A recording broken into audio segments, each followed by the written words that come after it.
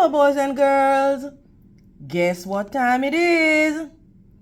It's reading time, and today we are reading the story Stone Soup, written by Marcia Brown. And we're going to identify key details in the story, boys and girls. We're also going to talk about the central message of the story, the moral of the story. Look on the cover of the text. What do you notice? Good job. Stone Soup and Old Tale. 3 soldiers struck down a road in a strange country. They were on their way home from the wars. Besides being tired, they were hungry. In fact, they had eaten nothing for 2 days.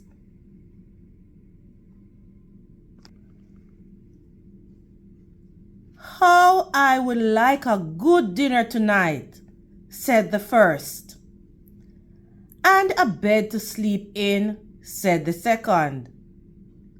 But all that is impossible, said the third. We must march on. On they marched. Suddenly, ahead of them, they saw the lights of a village. Maybe we'll find a bite to eat there, said the first. And a loft to sleep in, said the second. No harm in asking, said the third. Now the peasants of that place feared strangers. When they heard that the 3 soldiers were coming down the road, they talked among themselves. What do you think they were saying among themselves, boys and girls?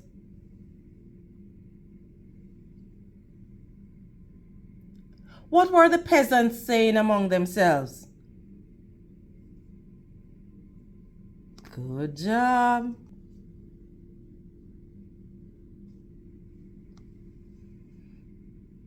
Here come 3 soldiers. Soldiers are always hungry. But we have little enough for ourselves, and they hurried to hide their food.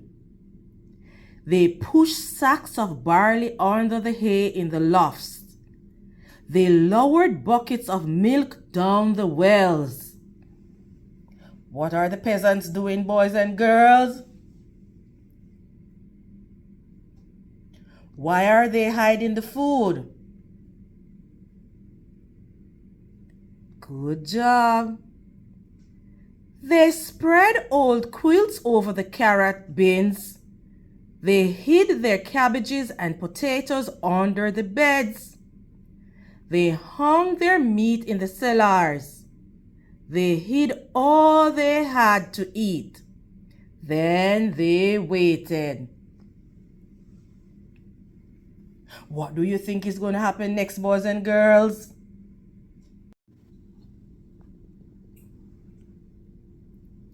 The soldiers stopped first at the house of Paul and Francois. Good evening to you, they said. Could you spare a bit of food for 3 hungry soldiers? We've had no food for ourselves for 3 days, said Paul. Francois made a sad face. It has been a poor harvest.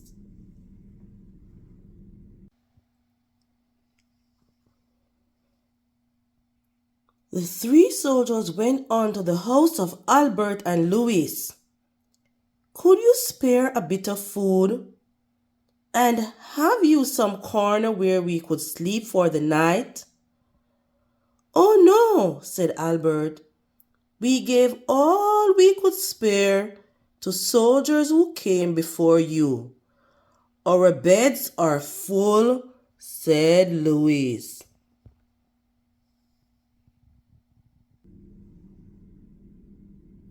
At Vincent and Marie's, the answer was the same. It had been a poor harvest, and all the grain must be kept for seed. So it went all through the village. Not a peasant had any food to give away. They all had good reasons. One family had used the grain for feed. Another had an old sick father to care for. All had too many mouths to fill. How do you think the soldiers are feeling right now, boys and girls?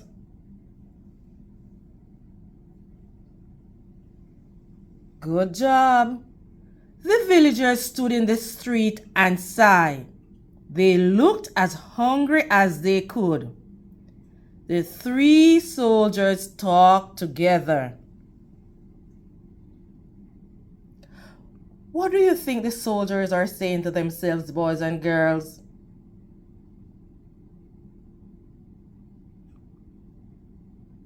Good job.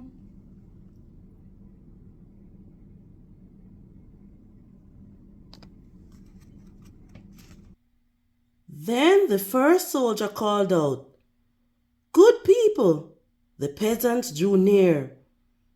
"We are 3 hungry soldiers in a strange land.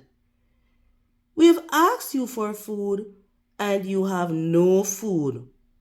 Well then, we'll have to make stone soup." The peasants stared. Stone soup? That would be something to know about.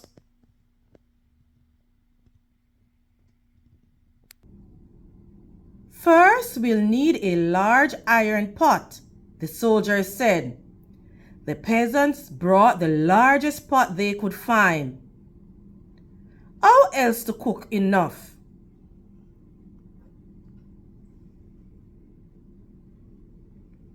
"That's none too large," said the soldiers, "but it will do.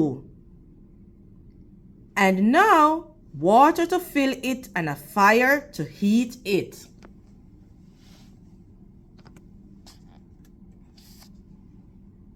Look at the picture, boys and girls. What do you notice?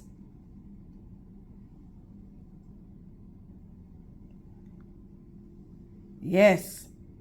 It took many buckets of water to fill the pot. A fire was built on the village square and the pot was set to boil. And now, if you please, 3 round smooth stones. Those were easy enough to find. The peasants' eyes grew round as they watched the soldiers drop the stones into the pot.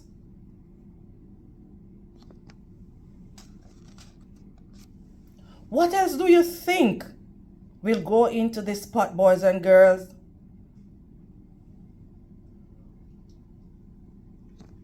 Good job. "And soup needs salt and pepper," said the soldiers as they began to stir. Children ran to fetch salt and pepper. Stones like these generally make good soup, but oh, if there were carrots, it would be much better.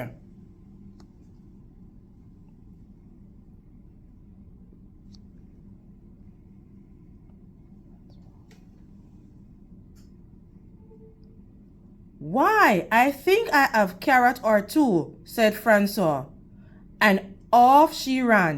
She came back with her apron full of carrots from the bin beneath the red quilt. "A good soup should have cabbage," said the soldiers as they sliced the carrots into the pot. "But no use asking for what you don't have." "I think I could find a cabbage somewhere," said Marie, and she hurried home. Back she came with 3 cabbages from the cupboard under the bed. If only we had a bit of beef and a few potatoes, this soup would be good enough for a rich man's table. The peasant thought that over. They remembered their potatoes and the sides of beef hanging in the cellars. They ran to fetch them. A rich man's soup, and all from a few stones. It seemed like magic. Ah, sighed the soldiers as they stirred in the beef and potatoes. If we only had a little barley and a cup of milk, this soup would be fit for the king himself. Indeed, he asked for just such a soup when last he dined with us. The peasants looked at each other. The soldiers had entertained the king well. But no use asking for what you don't have, the soldiers sighed. The peasants brought their barley from the lofts. They brought their milk from the wells. The soldiers stirred the barley and milk into the steaming broth, while the peasants stared.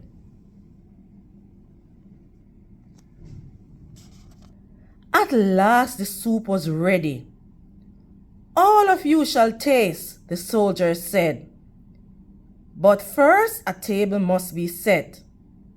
Great tables were placed in the square, and all around were lighted torches. Great listening skills, boys and girls. Such a soup! How good it smelled! Truly fit for a king. But then the peasants asked themselves, would not such a soup require bread and a roast and cider? Soon a banquet was spread and everyone sat down to eat. Never had there been such a feast. Never had the peasants tasted such a soup, and fancy made from stones. Was the soup really made from stones, boys and girls? What were some of the ingredients that made this soup?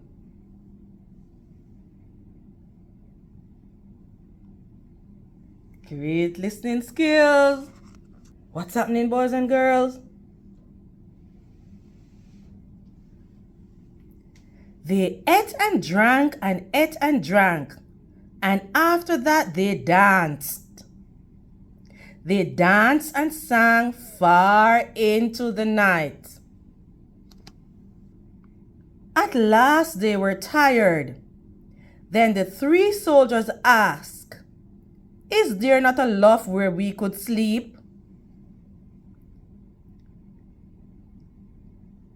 Let three such wise and splendid gentlemen sleep in a loft. Indeed, they must have the best beds in the village. So the first soldier slept in the priest's house. The second soldier slept in the baker's house, and the third soldier slept in the mayor's house. In the morning, the whole village gathered in the square to give them a send-off. Many thanks for what you have taught us, the peasants said to the soldiers. We shall never go hungry now that we know how to make soup from stones. Oh, it's all in knowing how, said the soldiers, and off they went down the road. Thank you for listening, boys and girls. And remember to read, and read some more. See you next time.